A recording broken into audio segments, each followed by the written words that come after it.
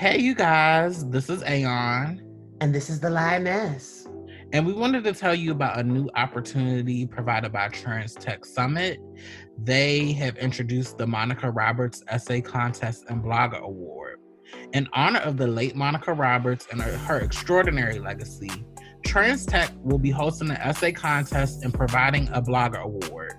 During their annual Trans Tech Summit, attendees will have the opportunity to both learn about and begin preparing their submissions for the contest and award. Monica Roberts used her gift to tell the stories of people in the trans community with dignity and respect. In honor of Monica and her extraordinary legacy, Trans Tech will be hosting an essay contest and providing a Blogger Award. You may begin preparing and submitting your content as soon as you'd like. We will also be providing an opportunity during the summit for attendees to work on their submissions for the contest during the workshop Writing for Liberation with Dr. John Paul.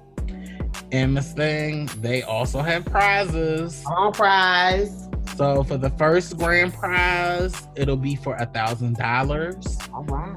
There will also be 2 runner-up prizes at $500 each.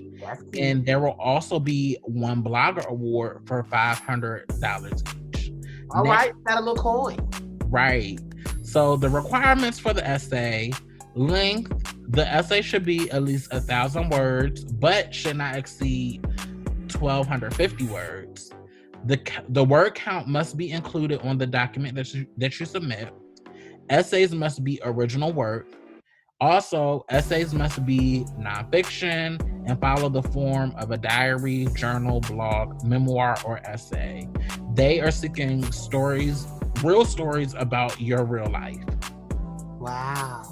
So you guys, submissions should be emailed to info@transtechsocial.org. Again, that's info@transtechsocial.org with the subject Monica Roberts contestant entry. And remember everyone, deadlines are November 20th, 2020. That's coming up soon. So you guys get with it.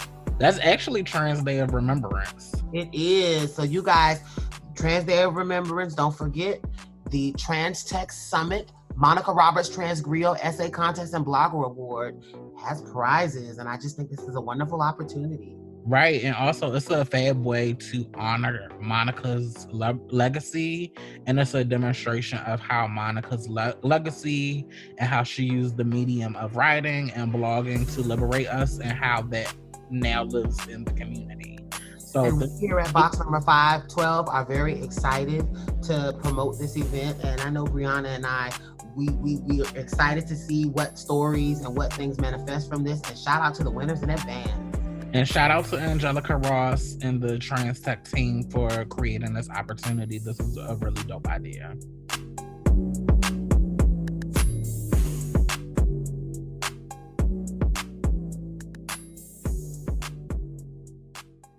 Hey, I'm Aeon. And I'm the Lioness. And you're listening to box number 512 podcast. Grown Black trans woman talk, changing your world one conversation at a time.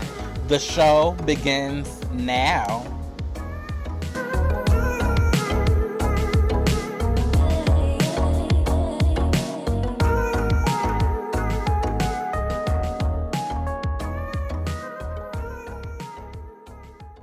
Welcome to another installment of box number 512 podcast, Grown Black Trans Woman Talk. I'm Aeon. And I'm the Lioness.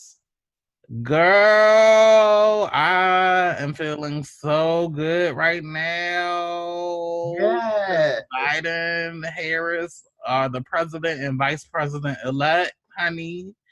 And my mood has been exponentially better since I heard the news on Saturday or Friday or whatever day Pennsylvania was declared by. Saturday. Okay.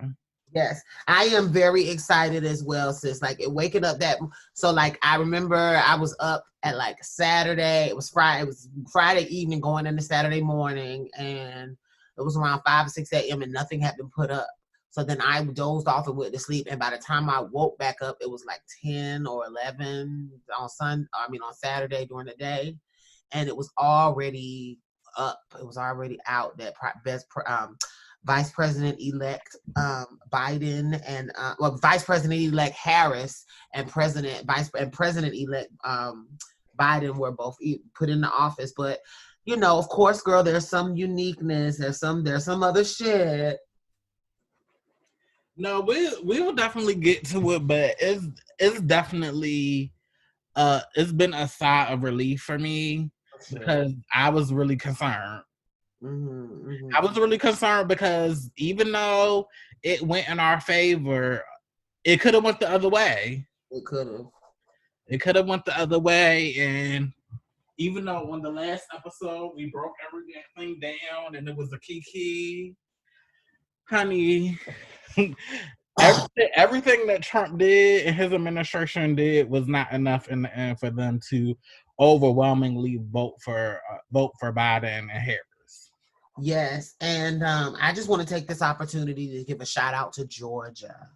One of the big points last week was that he was leading in Georgia, and it is at this point his ground is gaining, and he's more than 10,000 points behind Biden in Georgia. So there's a good chance that Georgia will be a blue state.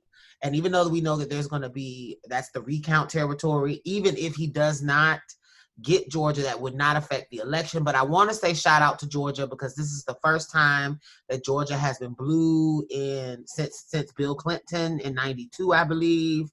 And I just want to just say congratulations. Like the effort was really big here. Shout out to Stacey Abrams. I'm a part of a war room right now going on for the runoff elections for John Ossoff and Reverend Warnock. And also there's an additional seat that is also doing a runoff. 2 Senate seats are available here. And so, it's Perdue versus John Ossoff, and then it's Warnock versus some white lady. God bless her, but I don't know her.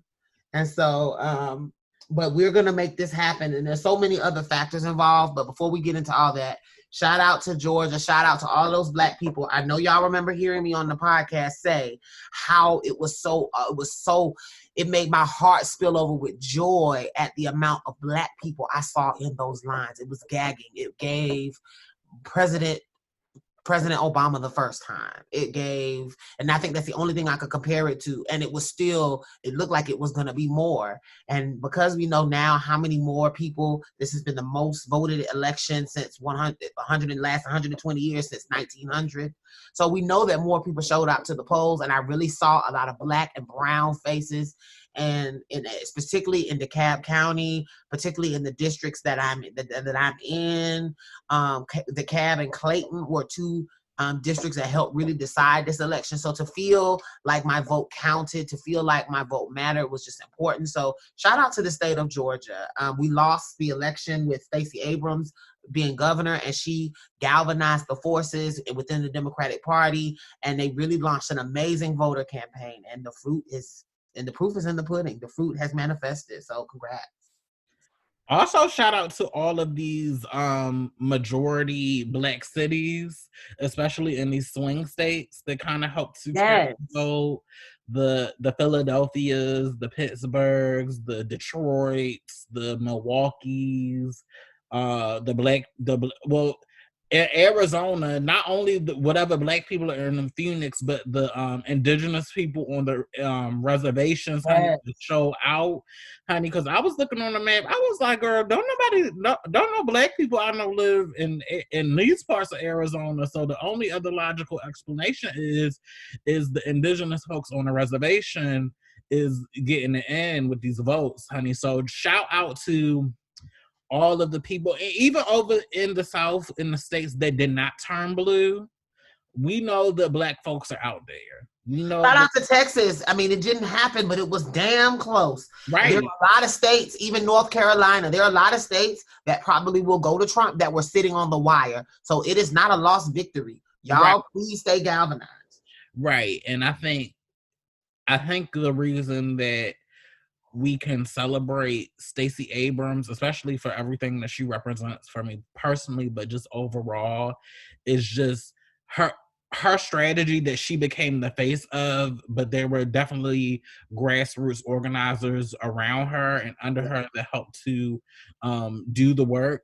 But it's all about reaching out to people that are underserved, getting them registered to vote, getting them to participate in the process, and that we don't have to placate to middle America, or we don't have to try to convince white people to come on over or to no, we need to engage the disenfranchised and get them energized and get them involved in the systems, and also remove the barriers that prevent them from coming out and voting in mass numbers and getting them to show up in record-breaking numbers and going forward, improving the conditions around them voting so more folks are energized to vote and we don't have to wait in lines for like 8 to 10 hours, which is a form of voter suppression. So shout out to the Black and brown folks, shout out to the Deep South, shout out to Stacey Abrams, just shout out to everybody. And this is only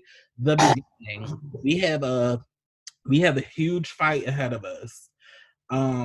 Those elections in Georgia are a very, very, very, very big deal. Ossoff and take a Warnock. second when you finish what you're saying. Can you take a second to explain from a legal's point of view on why that's so important? Why are the votes in the Georgia Senate races so important? Okay, so just to get to it, we Democrats, we need to win the Senate, right? So we have a major victory in that we were able to vote Trump out of office. It's great. It's great. It's a step in the right direction. But we've already seen what it looks like when we have a Democratic president, we have a Democratic administration in a Democratic House, but we have a Republican controlled Senate. This happened this happened during the last 4 years of the Obama term. So what that means is if Mitch McConnell and those Republicans control the Senate, a lot of those big groundbreaking bills, the Equality Act, the John Lewis Civil Rights Act to restore not Civil Rights Act, the John Lewis Voting Rights Act, the George Floyd police brutality bills, like all of those groundbreaking, sweeping legislations that we need to get passed, that we need to repair the country. In a Republican-controlled Senate, Mitch McConnell and the Republicans, they're not going to pass any of that stuff. They're going to use the power that they have in the Senate to block everything that Biden does. So this also means that when the Biden tries to get new judges on the appellate level, on the district court level, or even at the Supreme Court level, Mitch McConnell and his lackeys, they're going to do everything in their power to block Biden from getting stuff passed, from getting stuff done. They're going to try to do everything to weaken his power, and they're going to come up with all these different excuses. When just last week or 2 weeks ago, they confirmed Amy Coney Barrett so fast, and they never confirmed the justice like that. So they're going to turn back around now that we have some power and do everything to stop us. So we have to get Ossoff, we have to get Warnock to win these runoff elections in January, because if they win, that will put us over. We'll have over 50, we'll have 51 control of the Senate, and we'll have the majority, and it'll make it easier for us to get a lot of the things that Biden needs to get done in order to repair this country, in order to stabilize us, so that we can move things forward. You know, something you said that was very interesting, and I think is worth extrapolating from your wonderful statement just now, because I think people really needed to know, and I thank you for sharing that, because I do feel like people really needed to know how this process works, why this is so important. But like to deepen the analysis on that further, I think when we talk particularly about easier to get things done, I think we don't, I want us to go and look at it from a how things have run under this current administration's point of view.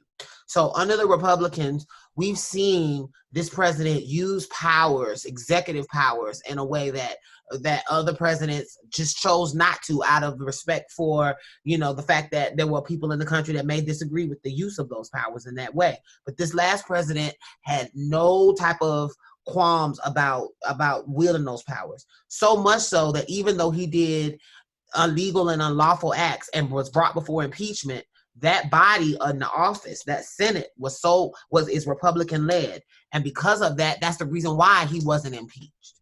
Like, I want y'all to really get the ramifications of a Republican led Senate.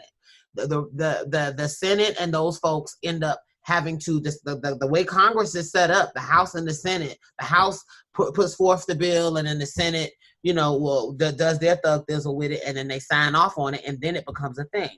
Well, the problem with having a Republican-led Senate is that all what like Brianna said, everything that we saw up under Obama, all of his policies, as soon as Trump came into office, there began all the attacks to the civil liberties. And what we're saying is it's not just enough to have a president that is hampered and ineffective and essentially lame ducked by a Congress that he can't wield. And so it's just Brianna has told you why it matters, but I want to drill home that the Republicans have used these powers to oppress and deny, like acts like what Brianna listed, the George Floyd Act, the acts around the immigrations, the John Lewis Voting Rights Acts, all of those different things. Those things will not happen the way they're supposed to happen if we do not get this control. So be galvanized. It's not just about your ballot and the Democrats leading. It's about making sure that the choice that we made in president is bolstered by a Congress that can support him. Yes, honey. Yeah, we got, and also for the Democrats on the line, I get that there's a spectrum of Democrats that exists, and I want to acknowledge folks, but at this particular point in time, bitch, we need to win. Like, we need to win. We need to get our foot in the door, hold the door open, get some of this shit passed, and then we can start to push back, and then we can start to interrogate. But to me, it's really important. I'm really and Biden was not my first pick. Like, let me be very clear. Like, Biden is not the first pick, but it is what it is, and we have to make it work, and we have to win in this whole. We need to meet in the middle. I really want folks to wake up and smell the coffee. The Republicans are not interested in being civil, meeting in the middle, or none of that. So what that means is we have to play to win. We have to play to win, because it's literally us as marginalized people, us as who live in the intersection of multiple marginalizations. Our literal lives are on the line.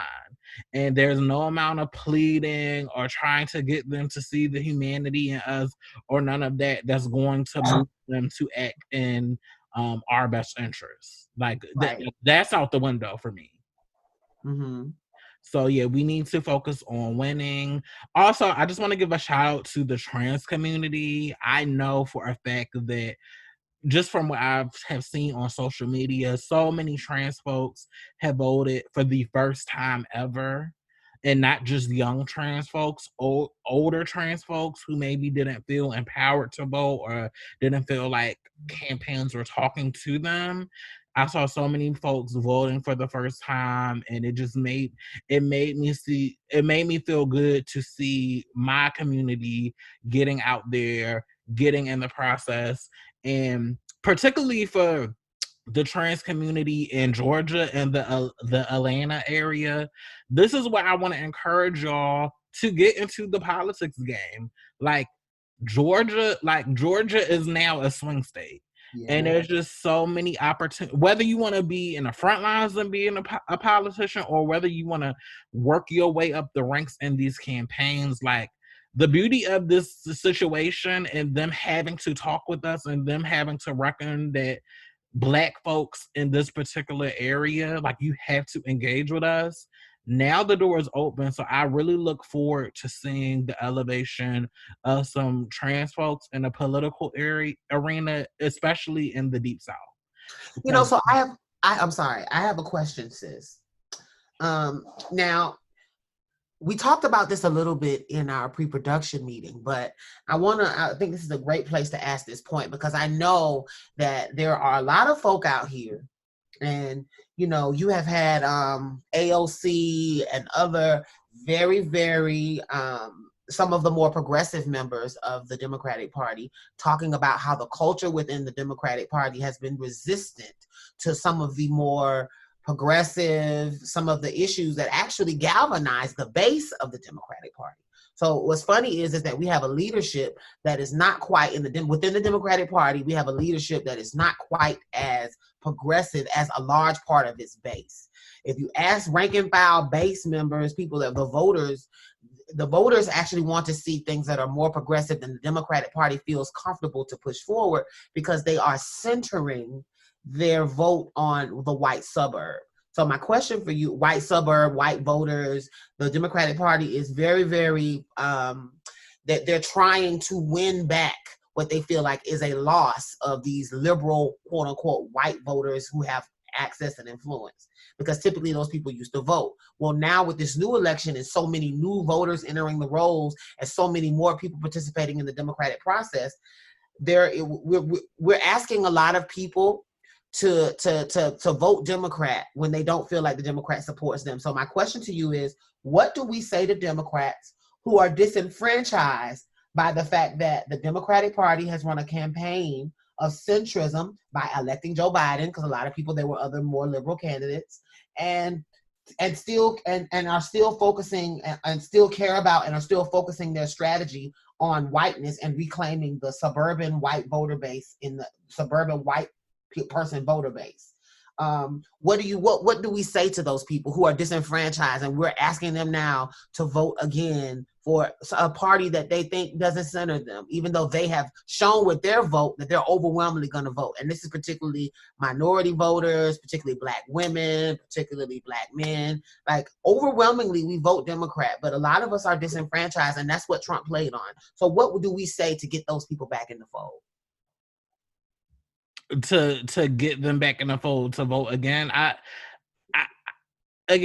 think my solution is we need to get an immediate win to do something in the long term. My suggestion is to get into the game, to get into if you're not seeing your type of Democrat represented, then you need to get into the game. Like, this election show us, specifically with the Stacey Abrams strategy, that even the Democratic institution is not representative of the people that are coming out to vote, which means that it's time for that old guard to be pushed out and for younger, more diverse, or not even younger, just more diverse people to be to take part and to represent. And I think people have to get involved. I feel like people are saying, well, they don't do this for me, or they don't, like, are you involved in the process? Are you involved in the institutions? Do you really know what's going on outside of a major election cycle? My suggestion is for people to get politically educated, whether it be on the national level or even at the local level. Like,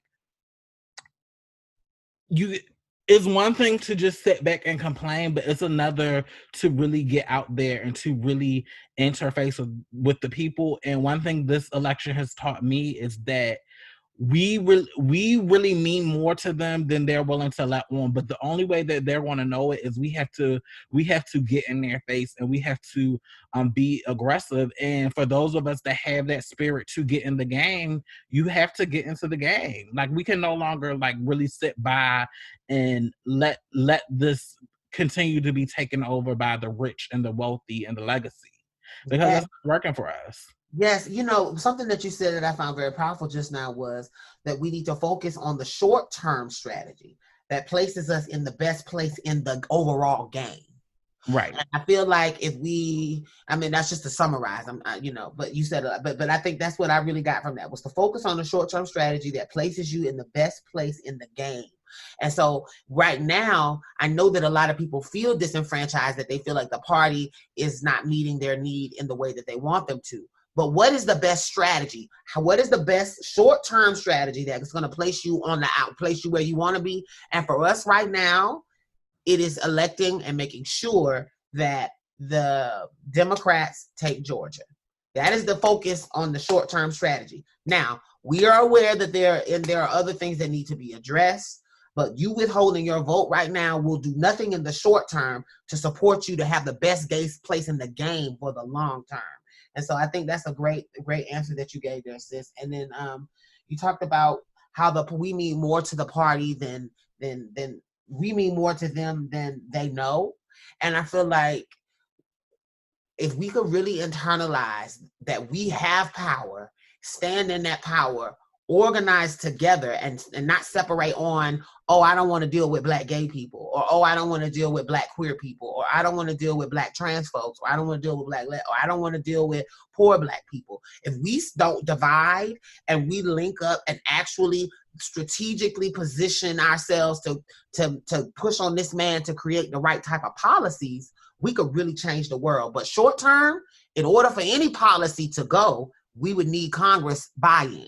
And so that's why I love what you said, sis, about focusing on the short-term strategy that places you in the best place in the game. I think that was the greatest takeaway for that, for sure. Yeah, and I just if we can come out in this election and it go on our side, then I know we can take these 2 seats because these Congress people, they're like, what Ossoff is the Atlanta area, and the Reverend Warnock is from Savannah. Those areas are Black as fuck.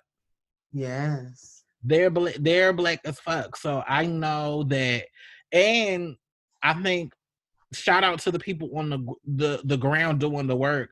People have been really diligent with getting out the information, and also getting out the information in a way that is palatable and accessible for the people. I know I've shared plenty of memes or whatever explaining the particular process for this Georgia election, and I will be putting a link because we do have a high percentage of folks who listen to us in Georgia. I'll be including a link in the show notes on how to request your ballot for this runoff election. But yeah, we got we need control of the presidency, the Senate, and the House for us to get some shit done in the short term. For sure. So I was going to say, sis, what do you think, and this is still related to the election question, if now we know that right now the president is, while we have won the election, there's another fight, right? There's the fight to actually a reestablished order to how this process is going to be handled. So right now, Trump is actively denying the results of the election. He's trying to launch lawsuits on multiple fronts, and he is ultimately sowing seeds of dissent into our whole democratic process. And while world leaders and maybe 4 Republicans have reached out and congratulated Biden, and in this case, congratulations would be a sign that you're accepting the result, because our president, again, is refusing to concede. So I just want people out there to be aware that there are other parts coming. But for you, Brianna, my question is, should we be alarmed by the one, it's more than one question here, but the first question I have for you is, should we be alarmed that about these lawsuits, or are they unfounded? I know that I know, and I know you know too, but for our listeners that aren't necessarily watching and following and hearing that this election is not over causes anxiety for people. So is there a way that he could still fight this and win? You know what? I don't think he can win, because overwhelming, even though a lot of the races were kind of razor thin, I think he won enough votes in he won enough electoral college votes in states where it wasn't this big contest, where like it clearly it overwhelmingly shows that Biden won fair and square. And a lot of these lawsuits are just delay tactics to delay the inevitable, that you got to get the fuck out. You need to get the fuck out of the White House. You need to, and not only do you need to get the fuck out, the girls are going to be waiting for you with the paddy wagon and the golden handcuff. Like, it's just, it's tactics, and it's because it didn't go their way. We're going to go above and beyond to call the process fraudulent, to call these votes fraud. And this is like, we already waited like almost a week to get the results. I don't think that was more than enough time for folks to get it right. You thought you were going to win. You thought your voter suppression tactics were going to win. And what it did was it motivated us even more to go out and vote and to go out and make sure our voices was heard. And you're just trying to delay the inevitable. So I don't think there's any merit to any of these lawsuits if they go further. What I really think, and why he rushed to get Amy Coney Barrett on the Supreme Court, is they thought it was going to be an issue with the votes where the Supreme Court will ultimately have to decide who won the election. Got you. But the results, it wasn't, even though it was thin, narrow margins, it wasn't that much of a discrepancy where it had to go to the Supreme Court. Now, the Supreme Court, they're hearing that stuff on the Affordable Care Act. And even some of the conservative justices, they have voiced that they're not necessarily going to rule in a conservative way. So in a way to take, so like, now what we're saying is that the chips are starting to fall, and he is doing what he does always. He's on his skits. And what I hope is, in his effort to try to divert attention or try to create the distraction, I just hope he doesn't do anything any more reckless than the reckless stuff that he hasn't done, that puts us in any more danger than what we already are. You know, I think that's very powerful. So now, knowing that his lawsuits probably won't work because he's having to fight lawsuits. He's having to launch lawsuits on 5 different fronts, arguing different things. In one state, stop counting. In one state, another state, keep counting. Like, so there are many, many barriers. There's a lot of pathways to failure here for him, and there really aren't any pathways to the win. But should we be afraid? And now this is a deeper question. So I've seen some Van Jones did a wonderful TED Talk on how him failing to concede puts us in a constitutional crisis situation, potentially. Simply because there are so many other, so after we elect a president, there's a whole nother process that happens. And, you know, there's several processes that happen to before we get to the day of an inauguration. But part of that also too is a transition team. And because the president has failed to concede, it is affecting the transition team and Biden being prepared to take his role. I'm not saying that he can't take the role, but should we be prepared that essentially this president is undermining the democratic process by refusing to agree? And even if the results are counted, he's not willing to concede. So then we essentially have someone that is trying to galvanize his base for a coup. And so should we be alarmed, or do you think that this is just bluster and it's just going to boil over? You know, I can't really say at this point.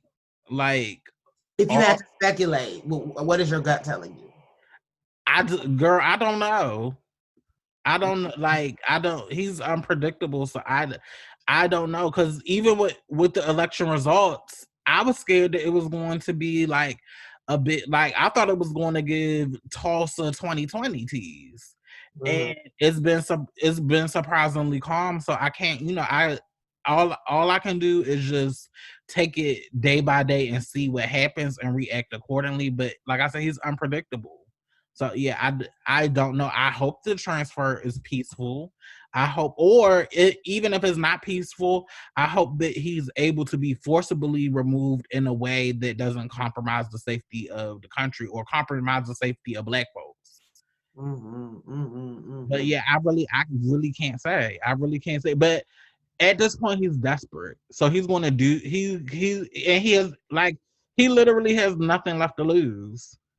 Yes, and that's the scary part, is that this man who is proven to be obstinate, proven to be uncouth, proven to be someone that will circumvent the law. I mean, this is a president that we actually impeached, and so he already knows and is aware that he has a certain modicum of power within his base, because even now, when a lot of these senators are from states where he's literally saying your state is fraudulent, y'all still aren't speaking up to speak up for your own state because you're concerned more about what your party would think.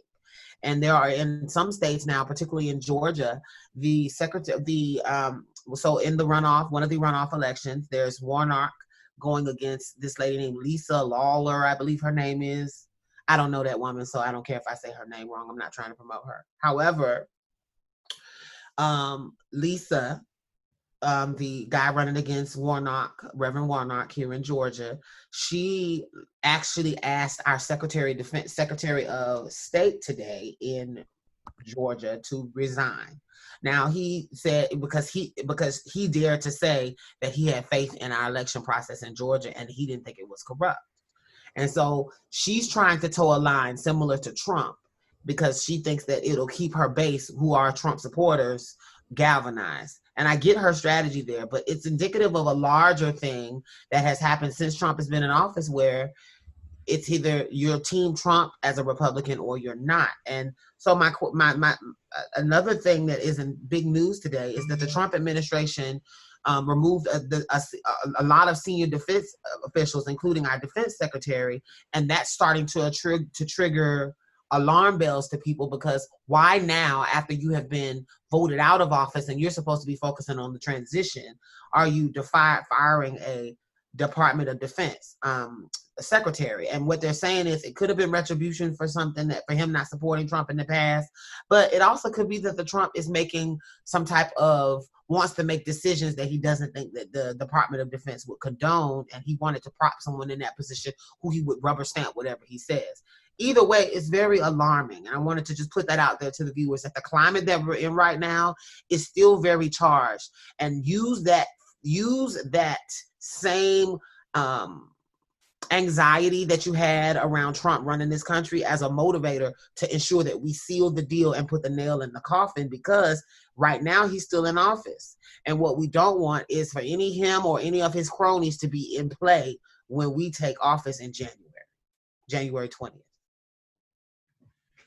Are you going to the inauguration, sis? I want to very badly, but I realize that is going to be a super spreader event. And I know that it's going to be packed, but as a Black woman, I feel like I should be there for that.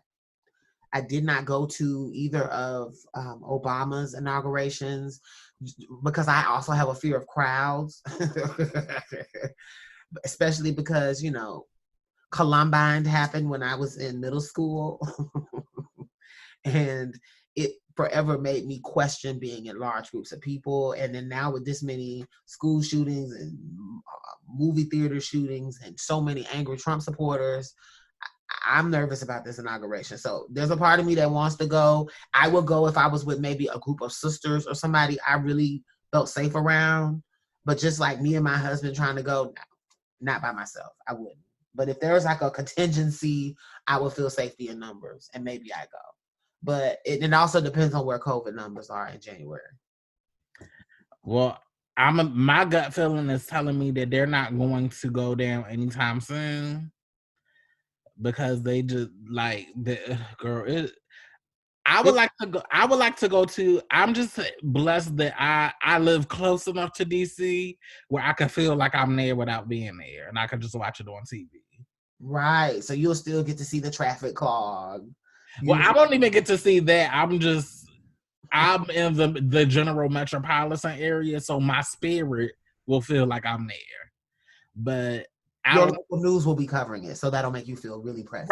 Right. But the COVID-19, like, and it's no shade. I wanted to travel for the holidays and Christmas and all of that, but I don't even know if I'm gonna do that. I don't Because even it's so bad now. They're saying 100,000 people a day are coming positive. right. And no shade. I've been seeing girls in communities talking about they positive. And So, girl, I just don't want that to be me. so many, to the point where I am like quaking in my boots now. Even every time I go back outside, back like it was, because sis, I don't. Everybody to the point where it's scary because it makes you at a certain point wonder if everybody around you is going to get it. So is it inevitable that you're going to get it? Because there's still no steps being done. This administration's focused on trying to stay in office. They don't give a fuck about COVID. He hasn't even mentioned the shit. You know, Meanwhile, all of these figureheads are suffering in silence with their diagnosis, and they're trying to keep the news under. And it's just like, what is going on? What is going on? yes. And Mitch McConnell looks like he's closer to death every time he gets on TV. To the point where the bruising is creeping everywhere. It's like, is this a new side effect of COVID-19, or like what? Like, what's the tea with that? Well, you know, that's the thing about COVID is that people erroneously assume it's only a respiratory thing. So you may be walking around and not experiencing the respiratory symptoms and sleeping and breathing fine, but internally it could be affecting your bloodstream and going to all different parts of your organs and causing problems. And so a lot of people, particularly the elderly, they're dying from COVID, but the COVID is not necessarily, they're not drowning like people were before in like not being able to breathe. These people are dying from like kidneys and livers and all the other shit that they dealing with. And Mitch McConnell's at the age where there were a few pre-existing conditions, bitch. Right. But meanwhile, his old ass gets the best health care that money can buy. At Walter Reed regular, bitch. Right. Yeah, but and I saw it was a ball this weekend in Virginia, and the girls were there with no mask on, and it Oh was my bad. And God. it was like, I just really like. I'm still going to judge because that's just who I am, but I just want us to be careful. Like, I just want us, like, to me, it's not worth it. It's just not worth it. It's just not worth it. And I don't know. It's just girls, like the numbers are going up again. I'm concerned. And I know people are looking at me like I'm crazy because I don't want to go out and socialize with strangers, girl. But it's just like, girl, if something happens to me, girl, I'm the only one that's going to be responsible for taking care of me. Exactly. And a lot of us don't have health insurance. Be careful. And if you do catch it now and it causes problems that last for a while, and we don't get and y'all fuck around and get COVID and can't vote, it's if you live in Georgia, you could be the deciding vote. Y'all saw how close this election was. You see we're in a runoff. So it's actually dead. It's actually almost a dead tie. So every vote counts. And so we need y'all to be healthy to be able to get to the polls. No shade. And yeah, that sounds selfish, but it's so true. We need y'all to be healthy to get to these polls. Sis, how did the election make you feel about like being in the South? Like, I know you and Tia have talked about leaving the South, but how, like, has this election changed anything? Has the direction that the South is going in, has that changed anything for you? I'll say this. So Georgia for a while has been trending blue. The vote has been suppressed. That's why you have the election a couple of years ago with the governor's election. That's why you saw that election having to be stolen from Stacey, because I think in general Georgia, with it being the largest gay city in the country, Atlanta, with the suburbs having such a large and strong, successful Black base, Atlanta will always, to me, be like in what I would like to call one of the birthplaces of a new Harlem Renaissance.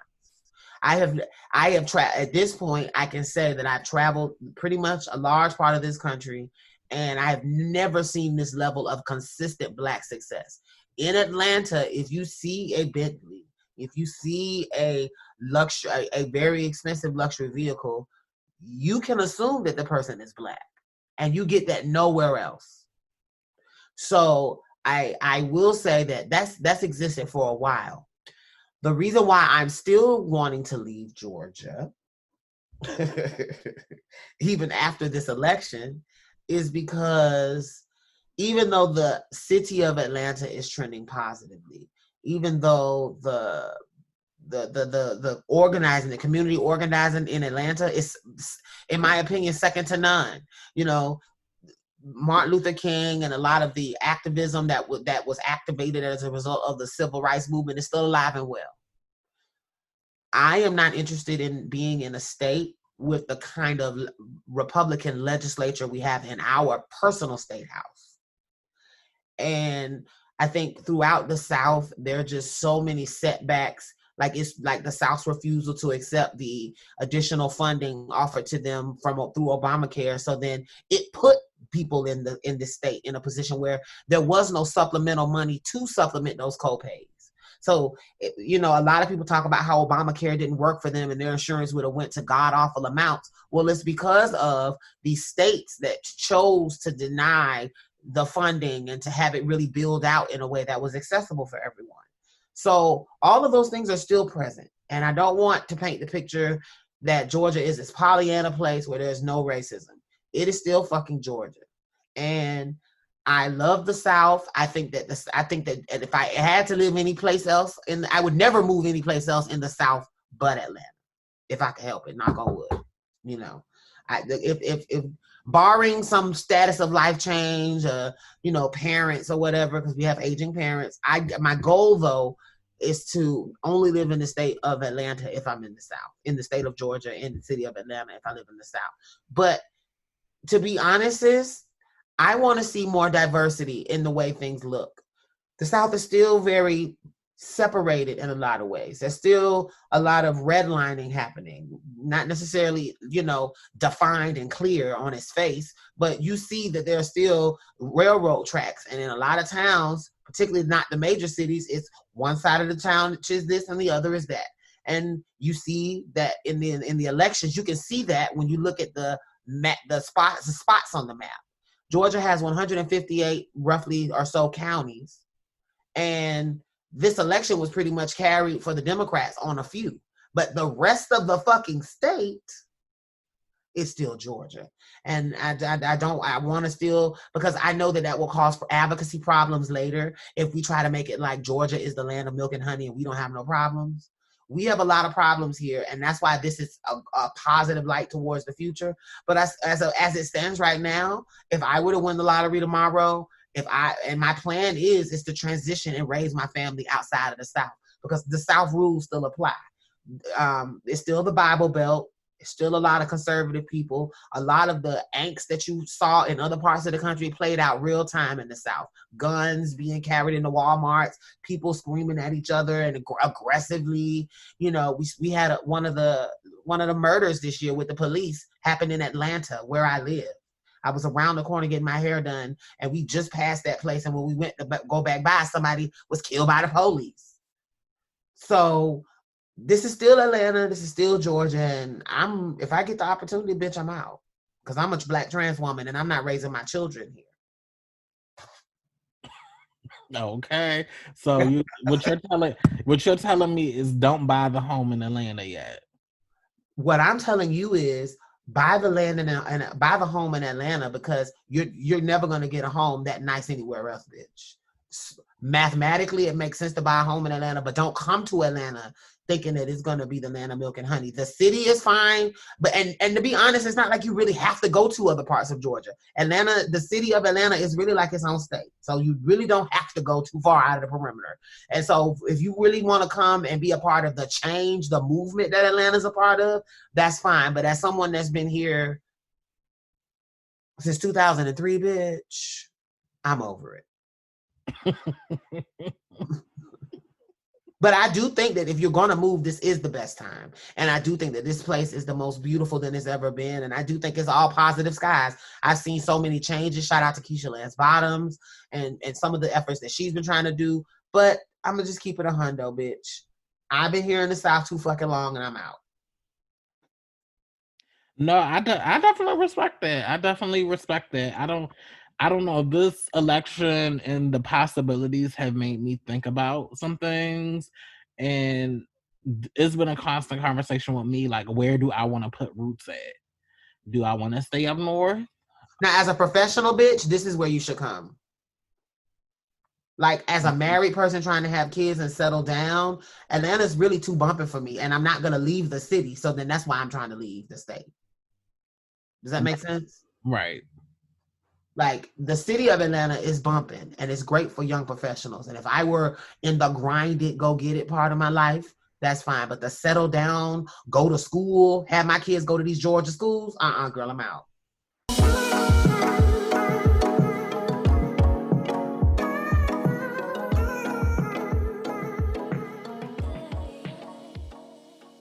Yeah. Hopefully this marks the start of something new. And I would like to see, in my lifetime, I would like to see a day where all of the Deep South is blue. Well, maybe except for Arkansas and Missouri. Well, see, the reality is, I think South Carolina could go because they were really close in this election. That was the closest that had ever been there. I mean, there are other, Florida, that's always going to be a swing state. I think we're always going to have swing states in the South. I don't see anything just going off. I don't see the whole South going blue, though. It would be nice, though. It would be nice for our families that are still there, bitch, that are never going to leave the South, bitch. Yeah, I believe in the dream, and I do want to see it possible, but I just know it was a shit ton of folk. It was a shit ton of folk that voted for Trump, and I don't know. I feel like we should remember that there's a large part of I guess that's what I really want to point out to people, because I'm in a lot of groups now where people are like, yeah, honey, I'm going to Atlanta, and it's like, keep in mind that 730,857 people voted for Trump in the country. That's 71 million people. So there's going to be a lot of people that's going to have to die before the South go blue. For real. Like, Georgia will be a swing state. I think Georgia may hold its position for a while, and Georgia may become blue. I do think it's possible for Georgia, and Texas. But let's not pretend like it's going to be always a blue all down the South. And I wish it, but it's just, I'm looking at West Virginia, bitch. I'm looking at motherfucking. Girl, we don't need to count West Virginia either, bitch. But no shade to West Virginia. It is Black people from West Virginia, so I don't want to shade. But like the Kentuckys, the Tennessees, the Mississippis, the Arizona, even in somewhere into the Midwest, like when we start getting into Montana and Oklahoma, girl, they're gonna be red, bitch. It's just gonna be red. And I wish that Louisiana, I wish that it could go that way, but the way the land ownership is in a lot of these states too. See, unfortunately, Georgia fucked up when they start when the home values got to the place where niggas could afford it. But in a lot of places in the South, you don't have a lot of the major land is owned by a lot of white people. So you may have a county that is the largest landowner in the county is really like 3 people, and they own majority of the land. And then the rest of the people are essentially kind of like renting. And even the businesses and the infrastructure and all the little small town businesses are renting from these white people, very Schitt's Creek tees. And so, let's just keep that in perspective. For a lot of rural towns, that is very much the case. Like we were passing through Alabama, and there's a place called Barbersville. And I'm like, that's a white lady who just... We drove through like a place called Barbersville, and I was like, okay, girl, this tells you that this is somebody that just owns a lot of land, and so much so that they can have a whole city named after them, bitch. So just put it in perspective. The South is the South, girl, and we have to remember that. But I encourage everyone to come, and I do. And the reason why I'm not discouraging anyone is because I do say that this is the place of the like a Black Renaissance, the Harlem Renaissance all over. So when I leave Atlanta, I'm aware that I'm leaving the hotspot of success, but I'm aware that I'm leaving a place that I will never see this kind of Black success, no matter where I go. but I just want to try something different for me. But if you really want to come, now is the fucking time. This is the most beautiful situation to be in, and I really feel like if more people come, it'll just make the inevitable more clear. Because Atlanta is the trendsetter as far as the economics in the South with the new movie industry here and all of that. So it's a lot of opportunity. Speaking of the South and to transitioning into a lighter topic, girl, have you been watching Chasing Atlanta, the new season?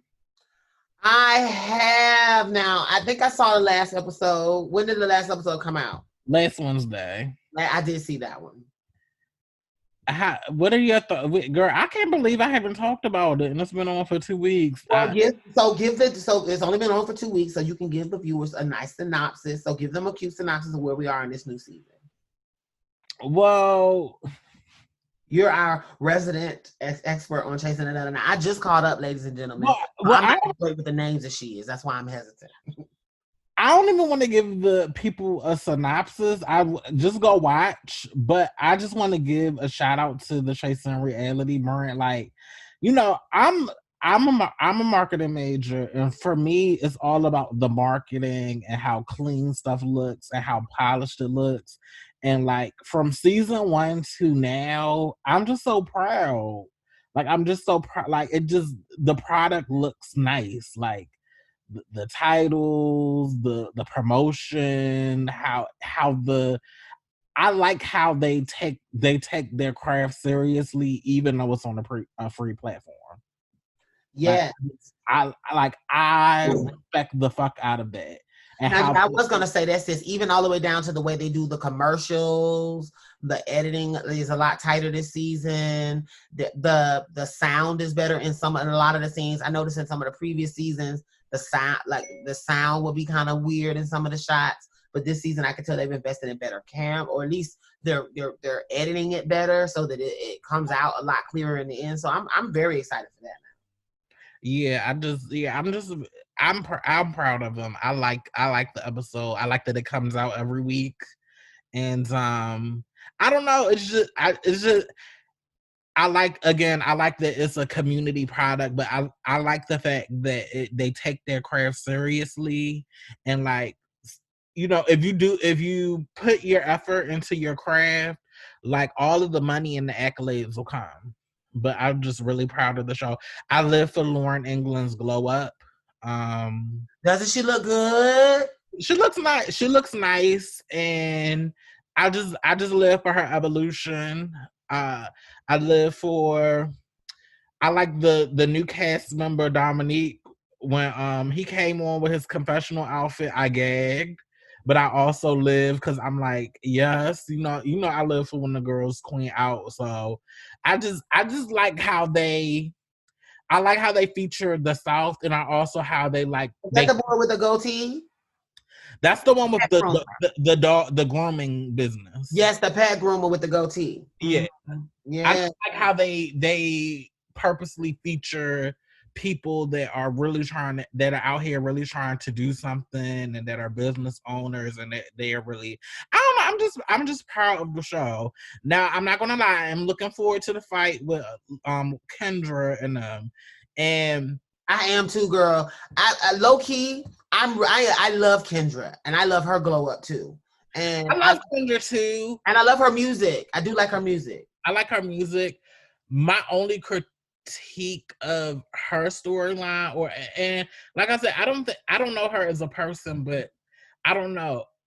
You could always tell when somebody was like bullied a lot or somebody went through a lot, because when they then get into other situations, something that could be so small, you could see how it can be blown out of proportion. And like for TV, you know, her going back and forth with Oliver is very entertaining. I like it.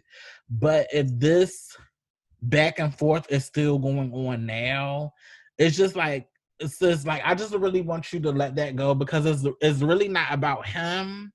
It's about something going on with you, and how you know how people have made you feel, or how people have made you feel like you don't belong. My one critique for Kendra is, and this is just my observation, she is so emotionally led that it's easy for her to be manipulated. Right. And she's the kind of girl, she needs to find her emotional center in herself and not be so affected by situations. Because to be honest, I know that energy. I know that energy as a trans person that has had to fight in their life for everything. I know what it is when you feel shaded and you feel like nobody's rooting for you. I know what it is when you know deep down you're the brunt of these gay men jokes. Like, right. I get it. I get I get that whole energy.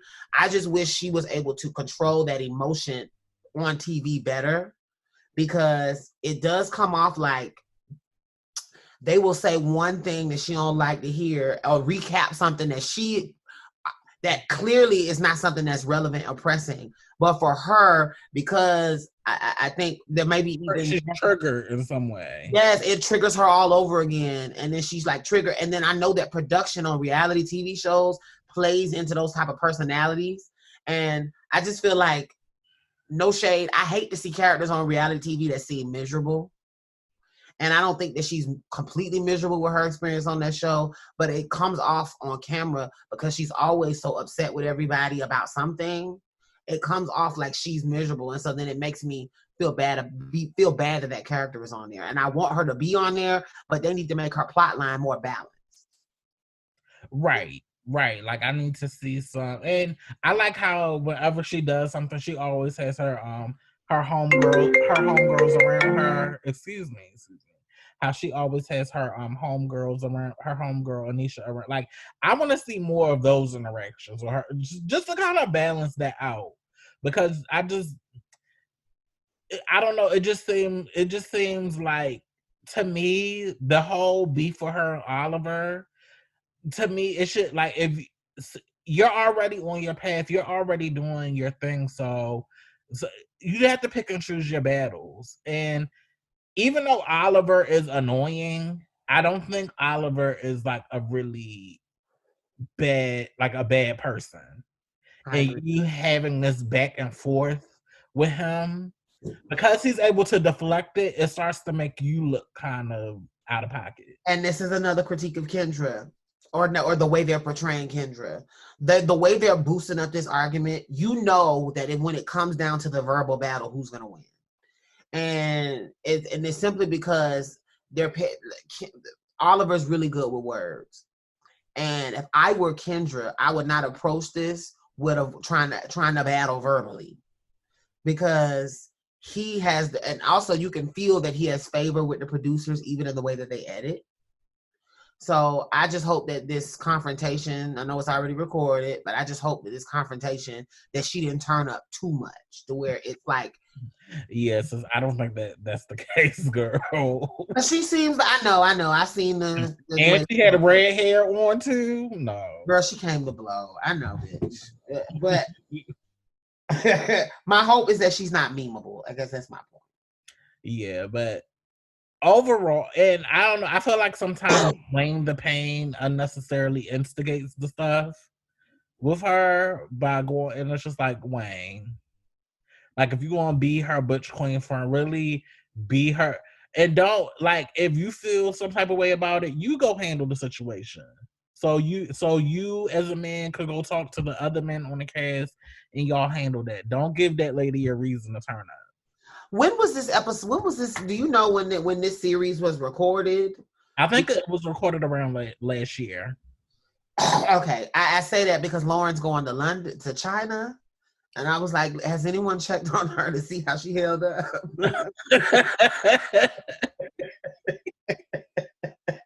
Now that was shade. No, this is when they said China on the show, bitch, you know, this is the COVID world we're in now, bitch. So when she said she was going to China, I was like, this is not a good move.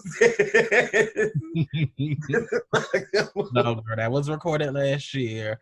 Have you watched the other show that just came out, Lovers and Friends? No, I haven't seen that one. That comes out on Mondays, girl. That show was a kiki. Wait, what's that one about? I feel like I've seen a commercial. All right, sis, we're gonna have to implement a fine. No, I don't. Hold on. No, lovers and friends. Lovers and Friends is like the little dating show that they have, and it has the two gay guys. One of them, he was on Chasing Dallas on the first season. Mm-hmm. They've only put out 2 episodes so far. It was really cute. Excuse me, I'm so It's sorry. really cute. It's very interesting. It's really fun. And I can't wait till the next episode comes out. So the first episode, that's when you meet the daters, and basically their friends pick 6 guys for them to have like quick dates with, and then out of the quick dates they get to pick one person to go out on a date with. So the first episode is where you get to meet the 2 guys and you see them talking with their friends, and then their friends are sequestered and they pick the 6 guys that they meet. And then on the second episode that just came on, they go to like secluded houses and they meet the potential bachelors.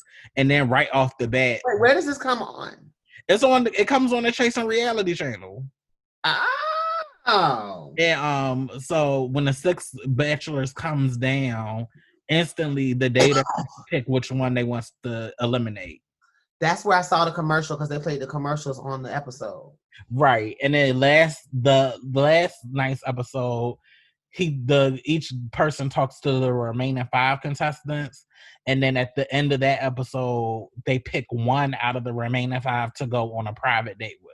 So the third episode that comes out next week will be the private date. I would love for Chasing, or not necessarily, or them, them, I guess, or one of the other LGBT production companies putting out this kind of content. I just want to put a bug in their ear. Trans people live very interesting lives, and like that lovers and friends concept could work in a way that would really galvanize people if done rightly. By one of the LGBT orgs, if you partner with girls in advance and have girls at the decision making table, and allow girls to have allow girls to be a part of the this requires, now if they do have a LGBT show, you already know where I'm going, girl. What pieces are you going to get to be on camera, girl? Listen, time releases and not have their faces blurred in the show.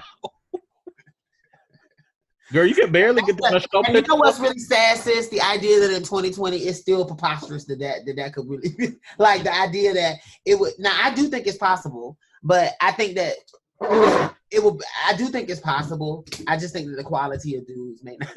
No, the ones that are willing to show their face on camera. No, are paid actors, bitch.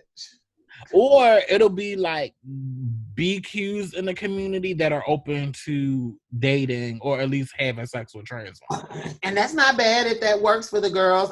Maybe they could be. That's why I said the point of that is me saying that they would, in order for that show to be done successfully, they would have to have trans people at the editing table and in the casting table, just to make sure that it's not going to be that. But I feel like there's dudes now. There's dudes now that would do it, and it may not be the dudes that we would want, but I think the conversation at least needs to be had. Like, no, I would be. Oh, go ahead. What were you about to say? I would be open to them having a show like that, but we would like. It would have to be some guy like, damn what they look like. Are you going to commit through this whole process? Because we both know how flaky a lot of these trans and amorous guys can be, especially when it comes to publicly being associated with trans women. Well, I'm just in the spirit of positivity and support for the brothers that love us, I'm going to say that they could find a cast of, in the whole wide world, I'm sure they could find 5 to 6 boys that was black. Girl, listen, in the whole wide world, because the show wouldn't, in the whole wide world, I do think you could get 6 black people. I do think you could get 6 black men to do it, or 7 black men to do it. Because I honestly want to say this, I feel like part of the reason why shit like this doesn't happen is because when the community is asked, we go, oh, that's not going to happen. You're not going to be able to do that. And I just want to for a moment, because I do believe that the movement has moved forward, I just want to for a moment imagine a world just like we were imagining a blue South. I'm not saying it's just as probable as a blue South, bitch. I'm not saying it's likely. But I am saying, I think we should start trying to say that things are possible so that people don't hear us talk. And it's like, see, that's why they're not, see, they even say that's not going to happen. Like, we'll never get representation if we don't believe that it could work for us. And I feel like, I know that we've been played a lot in the media. I know that there's a lot of negative images out in the media, but we got to engage. It's the same way with the political process. We got to play the game. Like, I know that the girls would cringe if they had like a trans woman on The Bachelor or something, but I think that things like that are steps forward. And while the image at the moment may not be the best one, I feel like the first show won't, of course, the first reality show of centering trans dating won't be the most positive image, bitch. But I do believe that with greater representation and showing us as potential dating partners, it will elevate the conversation by showing that there are people that will date us. Because there are, like, I have a whole husband. You know, you have relationships. You know, I have a girlfriend that's engaged. Like, I mean, it's particularly if we're including trans men that date us, and like you said, even if they do reach out to LGBT folk, I do think that there's a lot of girls that like BQ, right? Right. So I do think, I mean, the show could have benefit, and I do think it's worth seeing. And I'm just, because the reality of it is, I enjoy watching Black LGBT TV since Noah's Ark. But I'm tired of seeing gay men. I would like to see more of us. And in Chasing Reality, I'm Chasing Reality and G Status. I'm happy that they have trans women on the show. But it's time to elevate those characters to be more multidimensional in the way that they edit. Right. No, this is true. People got to get more scenes showing her to have some motherfucking business besides going to the studio and cursing, bitch. And set the shit on fire. Yes. Burning letters, bitch. Standing around a grill outside causing fire hazards, bitch. Right. No, you gotta watch it when it's live, honey, and the live chat is going, bitch, because the girls be reading in the chat box, like, in that scene, they're gonna say, Miss Thing, okay, Miss Thing, don't stand too close to that fire with that hair. Because she'll curl up. Yeah, you gotta curl up, girl, she'll combust. But that synthetic hair melt to glue, bitch. She'll melt into No, but I want them to get, if you're going to I also want them to get a better budget for hair and makeup, girl. Or at least, because there's enough makeup artists that are on the fucking show, girl. Girl, they don't need a budget, girl. All them queens, girl. That's what I'm saying. Like, why nobody raw talent, bitch? He made no allies. Like, somebody gotta like you, bitch. These gay men be coming on there dusted, ma'am. In the Mecca. The gay boys be on there dusted. So bitch is like, come on, girl. Right. If I ever got on TV and I was in Atlanta, girl, I would have my team in place before I audition. Like, girl, to the point where your team should show, you should already have it scheduled where you have no shit, because the girls here would do it all for not that much money. Since you could afford, if y'all are Chasing Atlanta could afford to give them girls $120 budget per filming for them to have a makeup artist come with them. And the girl this girls that would take that money and have her looking real cute, bitch. No, but I would love to see a dating show with the girls. My advice, just cast wide when we're casting the potential dating. And this is not reading Kendra. Shout out to you if you're listening to us. This is in no way saying that we read you for but I don't care for your units, and that's no reflection on you, And I don't, and I do think that they could do better about having, because I mean, literally, girl, they have the gay boys set up in these like elaborate locales. They'll find like the steps to the courthouse and put chairs there and have a scene. They'll find a parking at the intersection. And I feel like she be in like somebody home, either she in the home studio or they have her like at a Chipotle, like. But by the grill. Yeah. They'll have her by the flames of the Chipotle. Girl, I don't know. That it's like, I can't hear you, girl, because the sizzles on the grill, girl, is wearing. Yeah, they'll have her at a bar by the bar, bitch. Like where the bar noise is overwhelming her, like, girl with a crop top fur on. In the summer. Like, It's just like, girl, can we plan this out again? I just want her to feel comfortable in the scene. and I know, and she doesn't appear to be comfortable. And I think that's why she be having an attitude too, because it almost feel like I'm going to war because y'all gonna clown me about. Because inevitably, when the words get the back and forth, they're gonna start reading her for appearance or reading her for going to jail. And it's like, I wish that as a community we didn't do that, but they don't give Kenya the really elevated scenes. Like, she's not sipping a martini on a deck nowhere. Like, they I don't know. They'll have her in the group when the group comes together, but her individual scenes is very much in somebody home, in a little closet yelling into the mic, girl. Like, where does she live? Is that not okay? Maybe that's not stable because she did just get out, but like,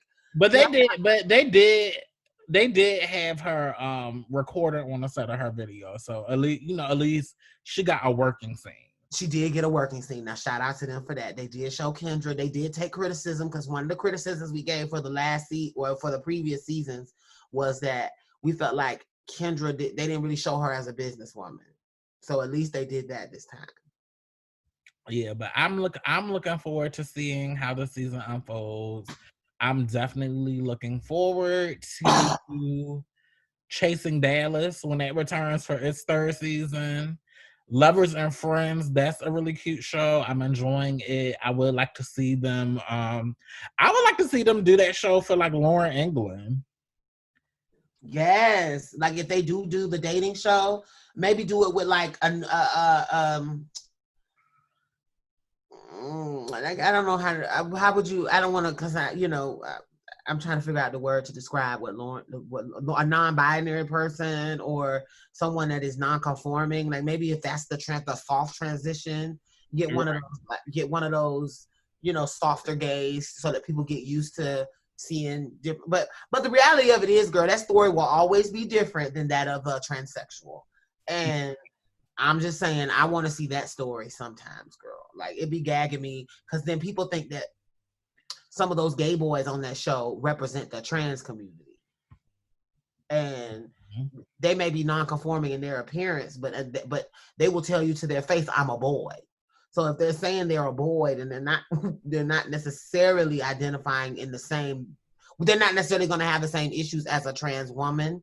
And I feel like Kendra is representing trans women, and that other girl, Ariel, that was a part of the duo that don't talk.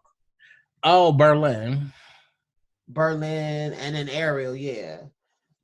But I feel like I just would like to see the trans characters get better representation on the Chasing Network. And so now that y'all a whole network and y'all putting out multiple content, you have 2 chasings and a new show. Like, now I can give you critique like I would critique NBC or ABC or any other network. And my critique for Chasing is, y'all need to make sure that y'all do the girls right and have us a show. So I think we are past the hour mark. I feel like we've done a show. So sis, can you take us out? I sure can. So thank you guys for all of your love, support, and patronage over these months. We've expanded as a brand, and we're nearing our end of our inaugural season of Box Number 512 podcast, Black Grown Trans Woman Talk. We ask that you go to our social media platforms, like, follow, and subscribe, so that you can get notifications and be a part of the process. We also would love it if you would go to anchorfm.com and click on the donate tab if you would like to support a Black trans business. But more importantly, guys, I want you guys to know that as we end this season, we have a couple of things coming up. One of them is we will be having an event planned for Trans Remembrance, which is November 20th. That episode will be aired live, and it will be in the format of our usual after shows, but we will air that. We will film that live, and then we will air that as the podcast episode that next week. And we're excited for you guys to participate in that. After that, we will have a brief period of hiatus, and we will resume in the new year with all new content, all new seasons, new platforms, and a whole bunch of other things that we're excited to tell you more about in the future. But this episode has been wonderful, and we ask that you just continue to support our progress. This has been another episode of Box Number 512 Podcast, Black Grown Trans Woman Talk, and I am your host, the Lioness, and my co-host, I'm Aeon. And we thank you for tuning in, and we ask that you continue all of your love. Bye. Bye. Thank you for listening to another episode of Box Number 512 Podcast. Grown Black Trans Woman Talk.